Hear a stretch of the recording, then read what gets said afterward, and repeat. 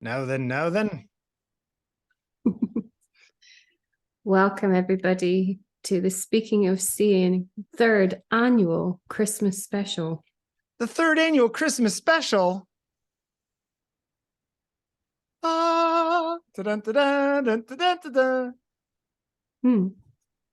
Anyway, we should really sing a Christmas song, shouldn't we? Christmas song. I don't think we should actually, on second thought. Anyway, this evening, inheritance. Okay. Inheritance. I wonder how we receive images through time. In fact, I was thinking the other day, is there a kind of like fate of image that we're kind of destined to know or to see or to have in our kind of psyche even before we're born? Like, what are the images that exist before us that will be us? Do you see this as a familial thing, a cultural thing, a humanity thing? All those things. Okay. I was sort of wondering, in the space before we were born, I don't mean in utero, I mean more kind of spiritually, what are the images that transcend our lifetime that still somehow have a relationship to us? Anyway, I've been thinking a lot about this kind of inheritance that we have, these received images. Okay. I mean, is there an image you can think of, Bill, that has been kind of imprinted on you that you would say you take with you forever, more than the others? Oh, that's putting me on the spot. I know. I don't know. It's interesting because there is stuff from my childhood that I will have imprinted on. Okay, here's a silly one. In the 1970s, there was a Christmas album by a group, a disco group called the Sal Soul Orchestra. Do you know this group? No.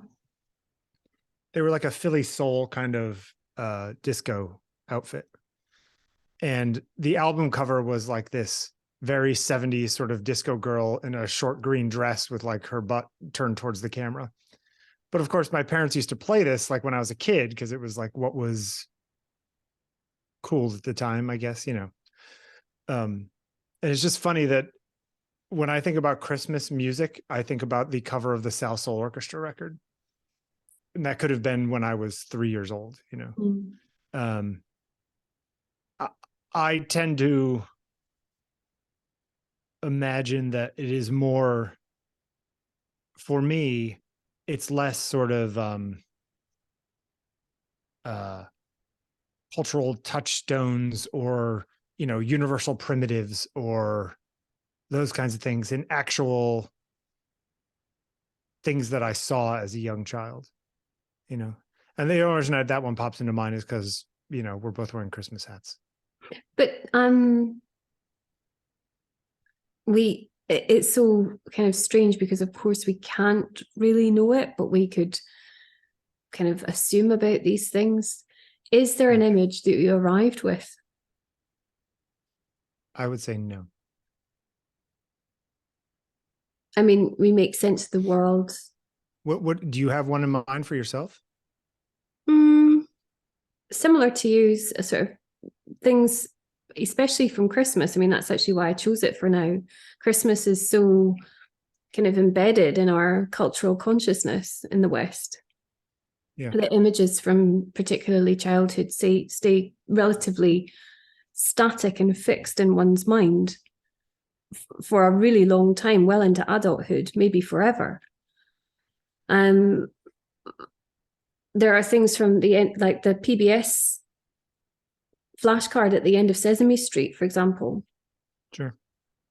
It is an image that has like burned itself on my mind. I was very frightened of it as a child. I used to hide behind the sofa. So I feel the same way about the, the 1, 2, 3, 4, 5, 6, 7, 8, 9, 10, 11, 12, the animation that where the pinballs going through the thing freaked me out. Yeah. So there are quite kind of uncanny valley, strange, phenomenological issues with some images.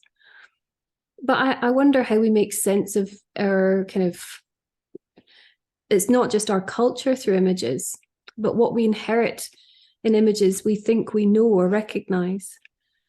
Do you Anyway, think that we actually do inherit something, or do you think we just imprint our own stuff on older things as a way of assimilating them, but that we're not actually absorbing anything, we're actually imprinting something? well, it's about symbols. Like, how do we navigate symbols? When do we learn the vocabulary, so to speak? You know, why is it that we recognize certain things, visual things, way before others? I know that someone really smart who's studied the psychology of infants will be able to tell me some extraordinary scientific reason or simple scientific reason why this is. But I really want to look at this more psycho-spiritually. I think that where is that space where are we ever totally alone with an image, or have we always got inheritance? Is an image always inherited? And I've been thinking about this for many days now, and I've been thinking, well, yes, all of my images are inherited. I think it's difficult for anyone who's been around in the world for more than a few weeks to not. Humans are pattern recognition machines, right? Our brains are just built to put things together. It's, where have I seen that before? It's like a big life is a big game of memory, and so I think that, all the shortcuts that you and I have talked about 1,000 times of, how we analyze or interpret art are all true from the earliest days. It's just that our vocabulary of ideas isn't as wide. I mean, is there anything you think now you may well take to your death? I don't know. I mean, is it going to be that same image from that album? No. Well, actually, who knows, right? I mean, I think, it's one of those things with, especially as you get older, life is this one big buildup to then go sort of, to get bigger, to get smaller again, The closer you are to the end, the more you probably are like what you were at the beginning. But I mean, are there images that you hope you will leave behind yourself? Well, if I end up, outliving my mother, say, I won't be able to listen to that record without thinking about my mother. There are those elements of that. I don't know. I mean, as someone who makes images, I hope at least, a handful of people will look at the things that I've made when I'm gone, so that I've added a brick to the wall, per se. What is that about, Bill? I'm interested in that. I don't know. It's about meaning, finding meaning, hoping for meaning. For yourself or for others? For my own life. But if your own life is over, why do you hope to leave a legacy? Yeah, I know. My wife and I spend a lot of time walking through the Greenwood Cemetery, which isn't too far from where we live. And, most of the graves in there are late 19th century, early 20th century, at least in the parts that we walk. And you think all these people who spent all this money to have these graves that everyone who knew, these people are all completely out of the living memory. No one comes to visit their graves. They all lived these long lives. They all had meaning. They all had children and did these things and, what have you. And then eventually they're just some guy, right? So like, yeah, why does it matter? If I'm going anyway, who cares? We went to a wake last night, actually, of a relative of my wife's. And I guess I hadn't been to an open casket wake in a long time. But you're there, and there's a pile of pictures by the front door of all of the things that this person had done. And you look at all those pictures, and then you go look at this lifeless thing in a box. And you think, is that all there is? And maybe those pictures are all there is, you know, or at least the memories that those pictures inspire.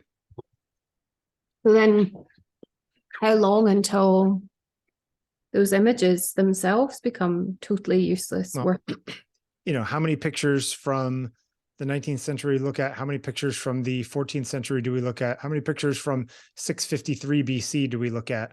Obviously, things fade over time.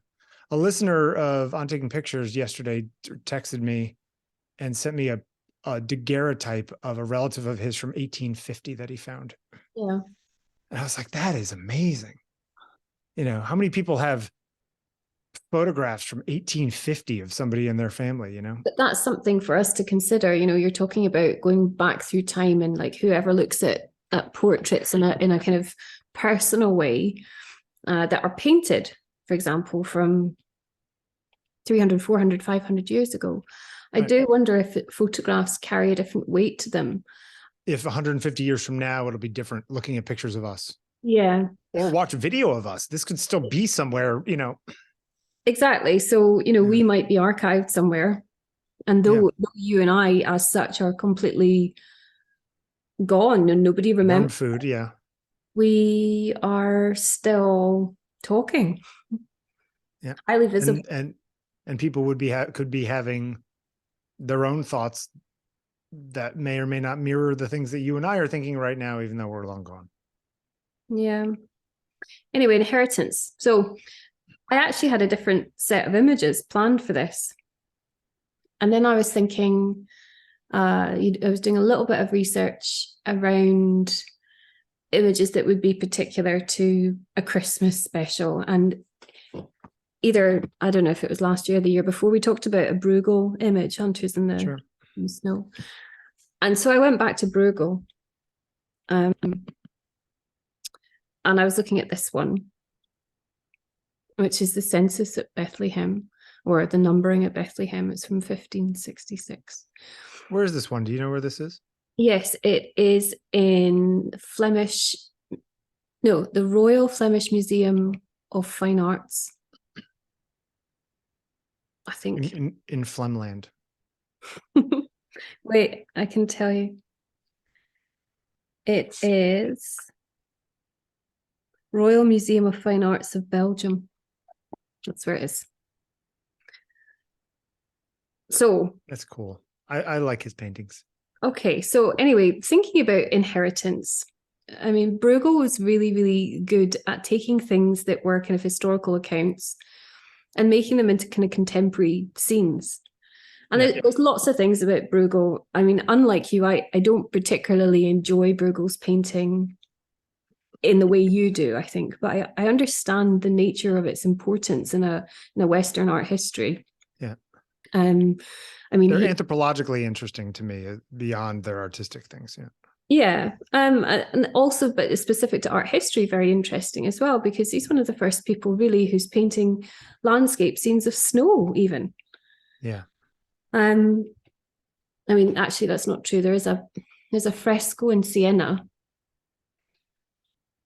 where, and that's from the 12th century, someone had painted snow as a scene, but really, excuse the pun, it's thin on the ground in terms of painting until, you know, this kind of period leading up into the very late 16th century. Do you think that's because the art that remains migrated northward, and it was just that, you know, earlier art was further towards the Mediterranean where they didn't have snow at all? Maybe in part, but also there is a lot written about, you know, the value of landscape in painting didn't come about until round about the 16th century. I mean, Giotto, for example, you know, the famous Italian painter, you know, is considered one of the most important figures of Western art history. Yet when we look at, and he was pushing the envelope in terms of landscape, by the way, but it was always as a frame for the Annunciation or, you know, something else. It was never the focus. Yeah.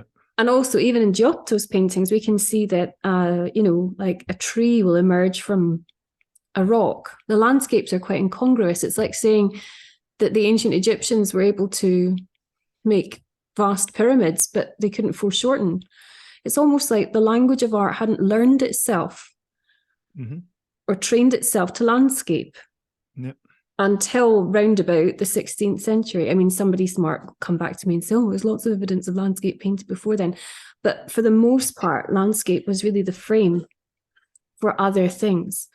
Where, I mean, Bruegel, yes, he's using the land as a frame for the census that happened where... That happened 1,500 years earlier. Yes, so everybody was called to register. Yeah. I doubt there was a lot of snow with Joseph and Mary. Anyway, in terms of inheritance, I mean, Pieter Bruegel here, the Elder, there are 13 iterations of this painting, and some are made by his son. So you have Pieter Bruegel the Elder painting this way in 1566. Lots of reference, by the way, the preceding winter of 1565 was the harshest on record. Well, this is during the Little Ice Age, right? So I remember we talked about this before. But that particular winter, no one had ever recorded anything like it before. But here we are, 50 years later or whatever. 40 years later, his son, Pieter Bruegel the Younger, making what are relatively faithful copies of his father's work. Now, I find Not nearly as interesting somehow, though. Well, this painting in itself it's got a wonderful story around it. It was not lost, but it was undiscovered by the world for a long time. It had been bought direct from the studio in Antwerp around 1611. And it had come to England and it had been kind of subsumed into the family collection of some aristocratic family. A rich muckety-muck, yeah. Who had never thought to mention to anybody that it even existed. Anyway, I mean, the story goes that in the 1940s, it was actually moved to East Africa on loan to another family to be hung in someone's vast hunting lodge in the Rift Valley or something. And that suddenly people outside of the original family started to be aware that this actually existed. And there were things like, up until the 1950s, apparently, the family even still had the original receipt from 1611. And I wrote it down, 200 florins. Anyway, in the 50s, the piece of paper was lost. But, I was reading an article, I think, in The Guardian. How could you lose that piece of paper after 500 years? Well, I think 400 years. It goes to show that art is only important to people who think art is important. Yeah, I know. I'm just saying your family kept it in their paperwork for 400 years and then they lose it. It's weird. Anyway, Go ahead. But anyway, in terms of inheritance, I was thinking about this. Pieter Bruegel the Elder, who, by the way, dropped the H in his name, it's not a spelling error, had two sons. And one son, Pieter Bruegel the Younger, was a very kind of adept painter, and he spent his life copying his father's work. That was almost, I think, the entirety of what he did. But his other son, who is Jan Brueghel the Elder, was a much more kind of interesting painter in his own right. Apparently, he was very good friends with Peter Paul Rubens. He really pushed Flemish painting into the kind of almost like the golden age, I suppose, and the Baroque. But in terms of, again, inheritance, he then had a son who spent his life copying Jan Brueghel the Elder. And so you have this family spread of original and copy. And I find that very interesting, in that if my father, who's actually a very good painter, makes a painting my impulse is not to copy it. Your personal impulse. Yeah. Yep. My impulse is to admire it, cherish it, and learn from it in a different way than simply copying it. Now, copying has a place. Well, you're also talking about a time where maybe being a painter wasn't the pedestal we put it on now, and it was like being a bricklayer, and I'm as good of a bricklayer as my dad. You know what I mean? Like it was. Second, wait. No, Pieter Bruegel the Elder. It would have been very, very difficult to source one of his paintings in his lifetime. No, I don't mean that. I just mean that you know, the way to live up to my father is to try to match my father or pay homage to my father, or like all of this sort of thing, you know, is different than the modern world where everyone wants to break out and be something different.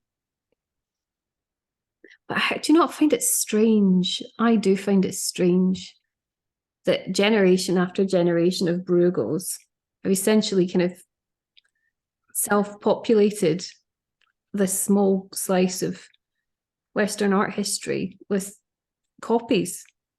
Well, can I put one more angle on all of this, which is to say that this painting, which you say was, you know, in this house in, you know, the Midlands or something like that for hundreds of years, was seen by all of those generations of people who lived in that house all those years, or in that family.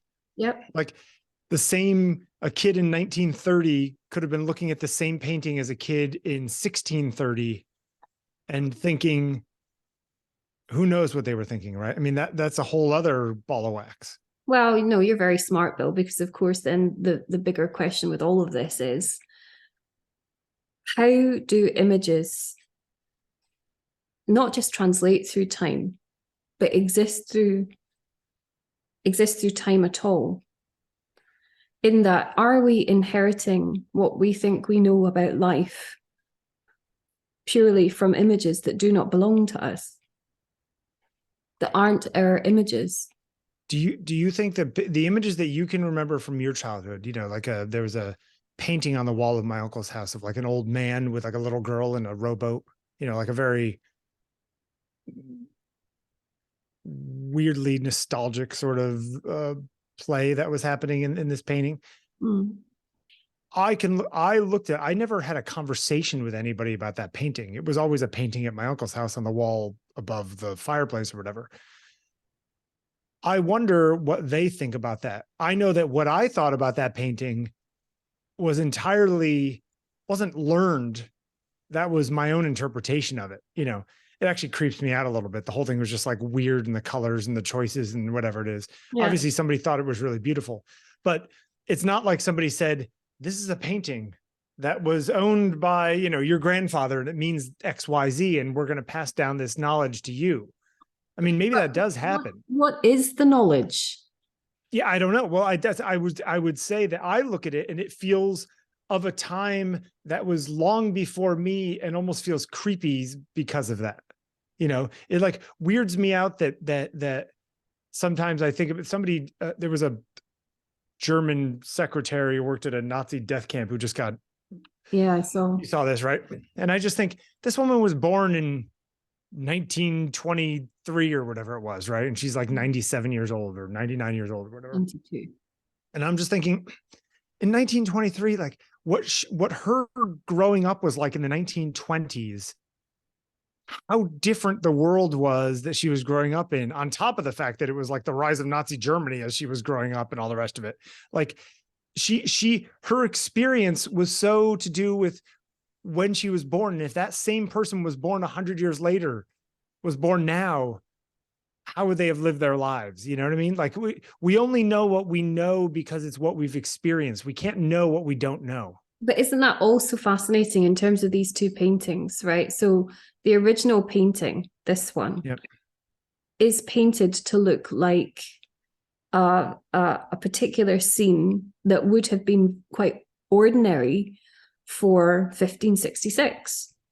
Yep. In as much as typically for Bruegel, there are all kinds of little details and inferences that are kind of political slights, and he's kind of satirizing things to do with the Spanish administration that was prevalent in the south of the Netherlands at the time.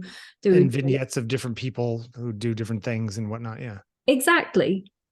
Now, the original story, as you say, there would not have been any snow on the ground when Mary and Joseph travelled to register at the census of Quirinius, I think it was called. I don't know. Anyway, the fact is that 40 years later, has anything changed? Well, they have lighter colored paints, apparently. Sorry. Well, I think things moved a lot slower back then, right? Things changed a lot slower. Did they? I mean, this is a really quite extraordinary period of course. I mean, yes. history. And at the time, well, listen, I think that to some extent, even though what the Elder was painting was very much sort of a contemporary scene, it doesn't mean that what the Younger repainted was still contemporary to him. You know, if I go recreate a Norman Rockwell, painting, which I've done in photographs before, still feels kind of Rockwellian. It doesn't feel modern. Well, this is again that sort of idea about legacy of images.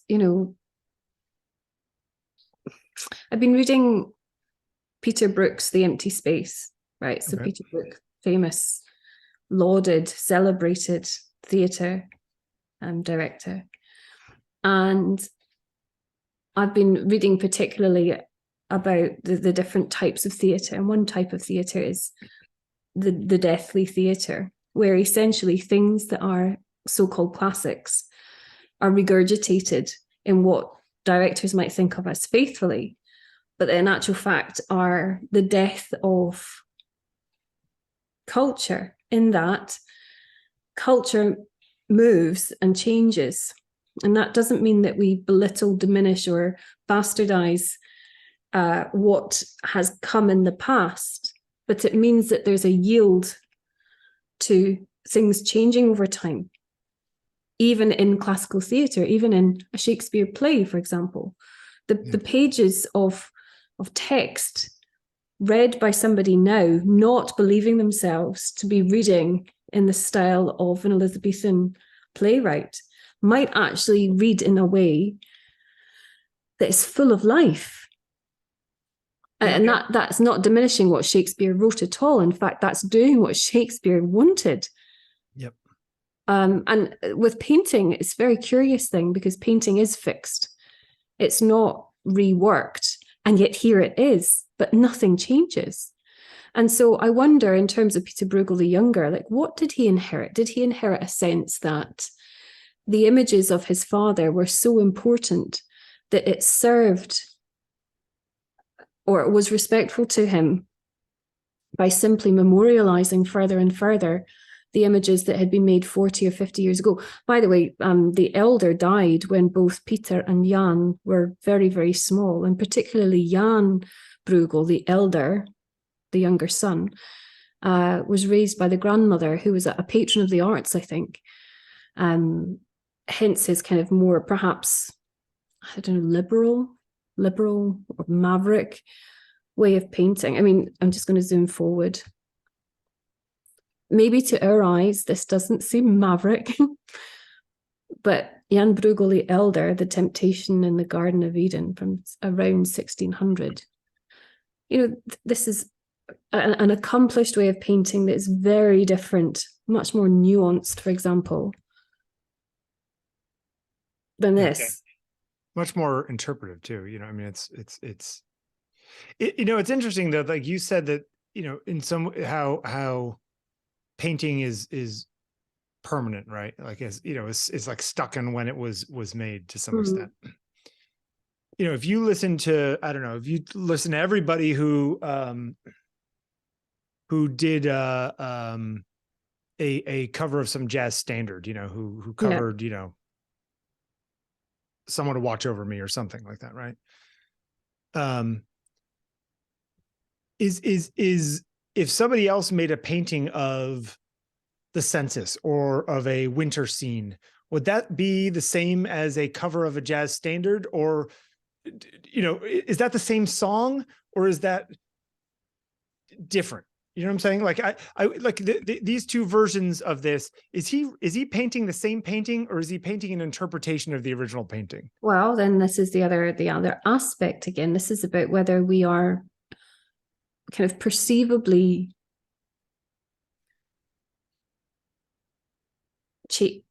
changing because of our subjective response, or are we just receiving rather than perceiving and copying? And with this, I would say that I think actually the intention was to copy. There is a sense that, if I go to l'Accademia, the art school in Florence, the traditional school, I would spend 3 years drawing as copies. Sure. Right. Yeah.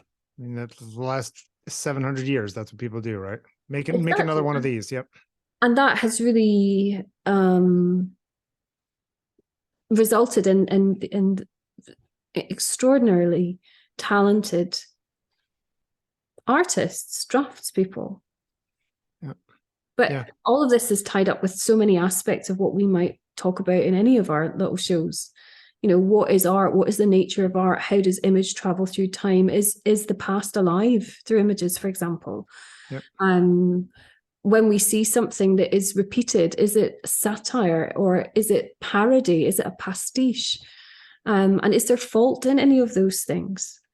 When is something ever, in fact, original? Do we believe ourselves to be kind of masters of our own creation? Or why is it better for art to still be alive? Why is it not all right for it to be dead? Well, indeed, but I wonder how many people truly want art to live. Or, art is a memorial. Art is dead. All things are actually dead the moment they happen. The moment something is, the moment it dies. We know this. I mean, there's a lot going on in this one for a Christmas special as well. I mean, my goodness, we could just have talked about the snow, couldn't we? And here I've put in details from both. As I said, there are 13 iterations of this. 9 of them Look are how dirty the snow. Like, I just love how he recreates the dirty snow. Especially back then, it would be almost even dirtier than it is now, just because, there is a lot to notice in these paintings. Oh, you could. I think that's why people who are interested in the time can just like dig deep into these things and be like, wait, what the heck is that person holding? Well, does he have a sword? What kind of dagger does he have? What kind of hat is he wearing? In the original, there's even things like there's a man with a clacker, which was the thing that somebody would use to say, stay away, there's leprosy. Yeah. And obviously, I mean, the detail that I've got here is the 2 different depictions of the character that is supposed to be Mary. Yep. And if there is some kind of interpretation from the original to this other version by the Younger, what is Mary made of now? Is she made more or less humble or resplendent or beautiful? Or, and this is even what I mean, 40 years in time doesn't seem like a lot. And of course it's not, it's a blink of an eye. But actually at this time, 40 years, and also, by the way, I think in our time as well, there are seismic shifts in culture that would have changed the inference of the color of the cloth that the pregnant Mary is swathed in, or, Well, and even today, who paints Mary today, except for people who are using it as satire or social commentary, or somebody who's like a devout religious painter? Well, your average painter is not painting religious scenes seriously now. I was thinking though about, we were talking earlier about whether something is parody or pastiche, and I was thinking about someone like David LaChapelle, for example, photographing what are really quite fabulous fashion photographs, but they are the Last Supper or the Annunciation, or something that is taken as a kind of subversion. Yeah, but I feel like he's doing that to piss people off. Yes, but also, I mean, we could go further. We could say, well, what about someone like Andres Serrano with Piss Christ and sure. how, religious iconography. But how many of those have any are well, I guess we don't know even back then. It could be that all of this was supposed to be some sort of deep commentary on religion. But look at it. It's not actually Bethlehem. It's not actually, But that could have been because Brueghel the Younger had no idea what Bethlehem looked like. But it's not a Roman census. It's been given a contemporary twist. Of course. Right. Yeah. So there's a lot at play here. As an implication, I think, for us as artists looking now in 2022, at the cusp of yet another new year, thinking, what is any value to an image that's received? Yet that is all we have. Yeah.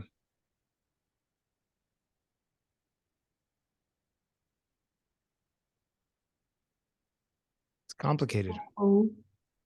What? Well, it's not the cheeriest subject, is it, for the Christmas special? Well, no, I mean, listen, I am not a Christmas person, so it's perfectly fine. What I have noticed as we've been talking is that my furry Santa hat makes me look like I've got like a kind of white bowl cut. Oh, I hadn't seen that. You see what I mean? Let me squint a little bit and. Like I'm thinking. Yeah, I could see that. I quite like it. Maybe I should get my hair bleached and cut. Don't do it. Is that the last slide, or are there more slides? That was the last one. Just as okay. All right. Yeah.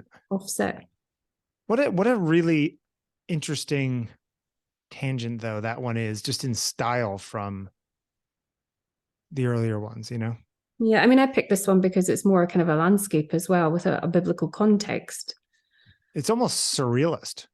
Well, there's his work, there's lots of, because it was really coming into the Dutch Golden Age territory and the Baroque, and there were lots of references colliding. The Dutch. Yeah, that is like proto-Baroque kind of looking stuff. Well, there's lots of still life in the canon of his. There's also like a very romantic kind of feel to that. Yes. It's like all of those sort of paintings of landscapes that don't actually exist, take the waterfall from this place and the mountains from that place and stick it all next to each other. I do think it's interesting, though, that, sort of apart from, as I said, there's a Sienese fresco, right, where there's a little bit of snow, that even landscape as a thing in its own right didn't really happen for art until significantly later, in a much more modern historical context. That's what I find very interesting, in that there's been a preoccupation with faces for a very long time, even if those faces are not faithful, because they are depictions of. I also love in the bottom one. Look at see the little guy in the upper right hand corner.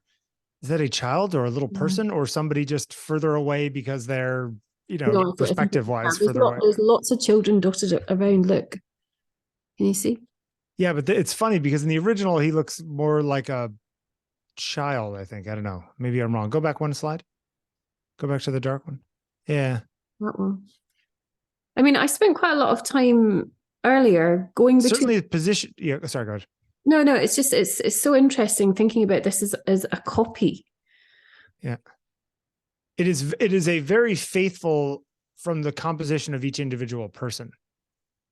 It also raises questions, if I was lazily looking, I would have no clue who painted this. I would think that this was a Brueghel painting, and by that I mean the Elder.